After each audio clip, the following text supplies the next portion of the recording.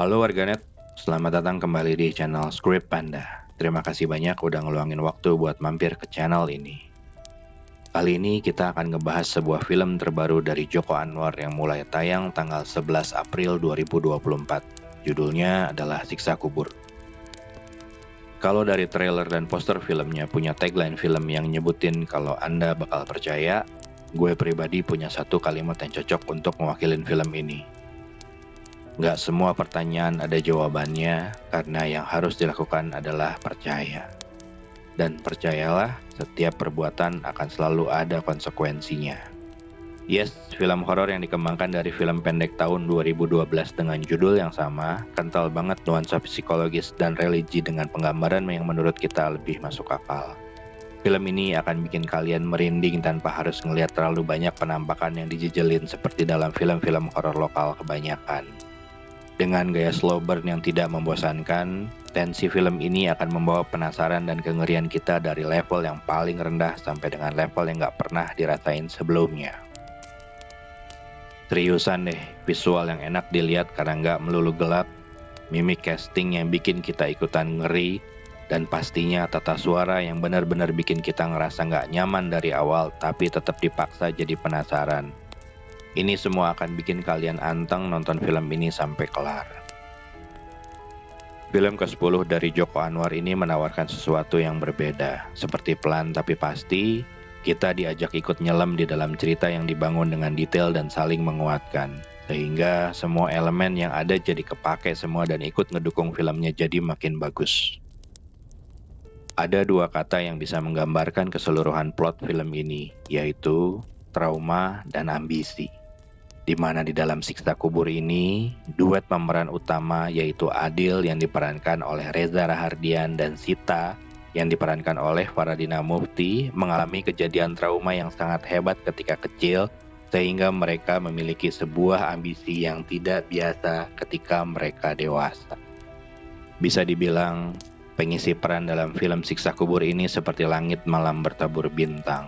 Mulai dari pemeran utama sampai dengan figuran, pemerannya bukan pemeran film kemarin sore. Asli, berkelas banget sih ini. Setidaknya, ada lebih dari 5 casting yang acting dan peran ceritanya itu berkesan banget. Ada pasangan mesra yang bernama Pak Pandi dan Bu Nani yang diperankan oleh Arswendi Beningsuara dan Christine Hakim. Acting mereka emang udah gak perlu diraguin lagi. Peran mereka yang paling berkesan adalah adegan Bu Nani di area laundry dan adegan histerisnya Pak Pandi atas hal yang terjadi sama Bu Nani. Selain itu, penampakan Bu Nani dengan rambutnya yang digerai itu memang, waduh, itu aja udah bikin ngeri sih.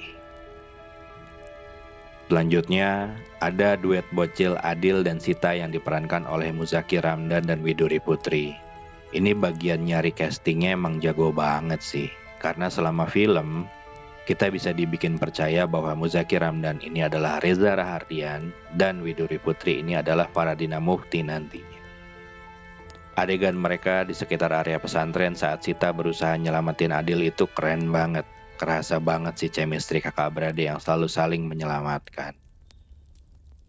Dan yang pasti, casting yang paling kental adalah Reza Rahardian dan Faradina Mufti itu sendiri sebagai karakter utama dari film ini. Pendalaman karakter dan visualisasi lewat mimik muka dari mereka itu memang luar biasa. Peran mereka dari awal sampai dengan akhir itu konsisten banget. Emang gak salah Bang Jokan milih mereka berdua. Dari awal muncul sampai dengan closing, karakter Adil dan Sita ini sukses banget bisa mereka bawain. Selain itu, ada honorable mention buat casting figuran yang screen time-nya nggak banyak, tapi berbekas sampai dengan filmnya habis. Pertama ada Afrian Arisandi yang berperan jadi orang yang ngelakuin bom bunuh diri di awal film. Gila, itu mimik mukanya horor banget sih. Sampai detik ini, kita nggak bisa lupa sama mimik muka orang ini. Gila deh, nggak bisa komentar gua. Gaya dia yang ngintip-ngintip di luar toko dengan muka yang segitu misterius sampai dengan gaya dia ngasih rekaman kaset ke Adil kecil itu, aduh itu bikin kebayang-bayang banget deh. Terus yang terakhir ada acting dari Slamet Raharjo. Acting dari aktor senior ini emang wah udah gak bisa diraguin lagi sih, emang monolog dia tuh yang direkam sama Sita yang diam-diam itu itu ngeri sih, itu luar biasa banget, apalagi yang kejadian penampakan dia pada saat di lorong yang udah pakai baju adat kalau nggak salah, itu gokil banget sih. Joko Anwar selaku sutradara dan penulis naskah dari film ini emang bisa dibilang selalu mencoba menghadirkan sesuatu hal yang baru dari film yang dibuatnya. Walaupun gitu, Bang Jokan tuh seneng banget buat ngasih adegan-adegan yang berkaitan sama film buatan dia sebelumnya. Nah, di film Siksa Kubur ini tuh ada beberapa adegan-adegan yang kalau kita cermatin akan berhubungan dengan adegan film Pengabdi Setan dan Pintu Teralang. Tahu kan bagian yang mana? Tulis di kolom komentar ya. Lalu secara visual, kalau kita bandingkan dengan film Jokan yang lama, ini tuh pasti punya gaya visualisasi yang sama. Gambar-gambarnya, screenshot-screenshotnya, lalu teknik pengambilannya itu mirip dengan Kala, lalu dengan beberapa film Joko Anwar yang lain sampai dengan Pengabdi Setan. Itu kalau kita bandingin pasti mirip, dan itu tetap bagus menurut kita. Selain itu, Siksa Kubur ini mencoba menghadirkan sesuatu yang di luar kebiasaan, di mana konsep kengerian bisa dibuat dalam keadaan terang benderang. Nggak melulu perlu atmosfer gelap dan kelam. Di film ini, kita juga jadi kayak dipaksa untuk ngalamin merinding yang berbeda.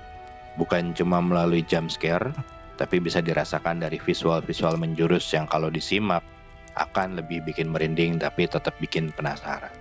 Selain ngingetin tentang film Bang Jokan sebelumnya, beberapa adegan di dalam film Siksa Kubur ini juga ngingetin sama beberapa film horor luar. Seperti adegan di terowongan yang mirip dengan adegan film Man tahun 2022. Lalu ada adegan closing yang gila, itu closingannya, adegan closing ini kalian emang harus nonton banget sih.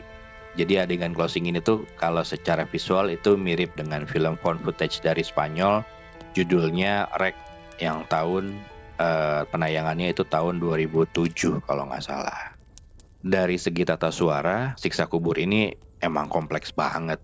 Menurut sumber yang ada, Bang Jokan ini bekerja sama dengan 3 orang spesialis tata suara untuk bikin sebuah film yang ngeluarin kekuatan cerita dan karakternya. Buat kalian yang udah nonton, kalian pasti bisa ngerasain kan gimana ngeganggunya dalam tanda kutip background dan scoring film ini dari awal. Dan yang gak disangka, di akhir diputerin lagu Bengawan Solo dong, yang gila. Kalau kita simak antara Bengawan Solo sama lagu ini maknanya jadi dipelintir banget dan jadi relate banget sama filmnya. Gila, cerdas sih, cerdas. Dalam beberapa wawancara, Bang Jokan gak mau terang-terangan bilang kalau ini adalah film horor religi. Mungkin karena nggak mau terlalu segmented dan berharap supaya film Siksa Kubur nanti bisa dinikmati oleh semua orang. Pun begitu, setelah nonton film ini, kita bisa punya tolak ukur baru nih terhadap formula film horor di Indonesia.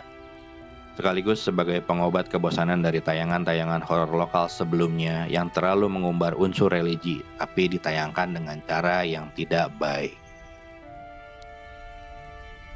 Secara keseluruhan, film Siksa Kubur ini adalah tipe film serius yang tensi tegangnya cukup lambat. Selain itu, Bang Jokan memang selalu senang bikin film yang memaksa penontonnya untuk mikir serius dan menyimpulkan sendiri plot ceritanya. Buat kalian yang senang dengan film horor yang penuh dengan adegan gore, scoring horor yang dibikin tegang, dan cerita yang berjalan cepat, mungkin harus sedikit menyesuaikan ekspektasi kalian dengan film ini. Karena menurut beberapa orang, mungkin film ini sedikit membosankan di setengah film pertama karena isinya penuh dengan percakapan-percakapan.